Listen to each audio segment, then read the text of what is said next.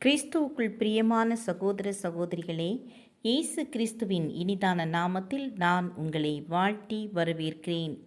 இன்றைய தினம் நாம் தியானிப்பதற்காக தெரிந்து கொண்ட வேத வசனம் கொலோசேயர் 4ஆம் அதிகாரம் 4ஆம் வசனம்.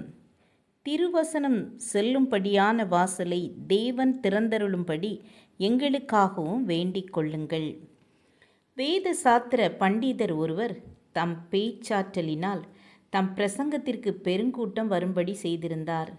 அவருக்கு பக்தி மிகுந்த ஒரு கண் பார்வை இல்லாத சகோதரர் ஒருவர் இருந்தார். பிரசங்க மேசைக்கு அடியில் உட்கார்ந்து ஜபம் செய்து கொண்டே இருப்பது அவர் வழக்கம். ஒரு நாள் பண்டிதர் தம் வாய்சால பேச்சினோடே ஒரு தரிசனம் கண்டார். வானம் திறந்திருக்கவும் அங்கிருந்து ஒரு வெளிச்சம் தம்மீது வீசாமல் தமது பார்வை இல்லாத சகோதரன் பேரில் வீசவும் அவ்விடமிருந்து ஒரு சுடரொளி சபையார் மீது படவும் கண்டார். தமது பிரசங்க தன்மை பார்வை இல்லாத தமது கல்வி சாதுரியத்தினால் உண்டாகாமல் தமது தாழ்மையுள்ள அந்த சகோதரரின் உருக்கமான ஜெபத்தினால் உண்டானதென்று அன்றுதான் அவருக்கு தெரிய வந்தது.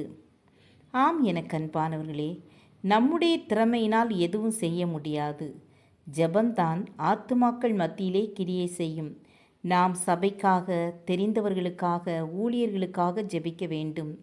வியாதியோடு இருப்பவர்களுக்காக ஜெபிக்க வேண்டும். அப்போது தேவன் ஜனங்கள் மத்தியில் கிரியை செய்வார். ஜெபம் செய்வோமா? கிருபையும் இரக்கமும் நிறைந்த கர்த்தாவே, எங்களுடைய ஜெபம் ஒவ்வொருவருக்காகவும் இருக்க வேண்டும். சபையிலே எழுப்புதலை கொண்டு வரும்படியாக நாங்கள் முழங்காலில் நின்று ஜெபிக்கத்தக்கதான கிருபை எங்களுக்கு தாருங்க. ஊழியர்களுக்காக ஜெபிக்க கிருபை தாருங்க. சபை மக்களுக்காக ஜெபிக்க கிருபை தாருங்க. எங்களுடைய ஃப்ரெண்ட்ஸுக்காக, எங்களுடைய உறவினர்களுக்காக, எங்களுடைய குடும்பத்திற்காக ஜெபிக்க கிருபை தாருங்க. எங்கள் ஒவ்வொருவரையும் ஜெப ஆவியினால் நிரப்புங்க. இயேசுவின் நாமத்தில் பிதாவே, ஆமேன், ஆமேன். God bless you.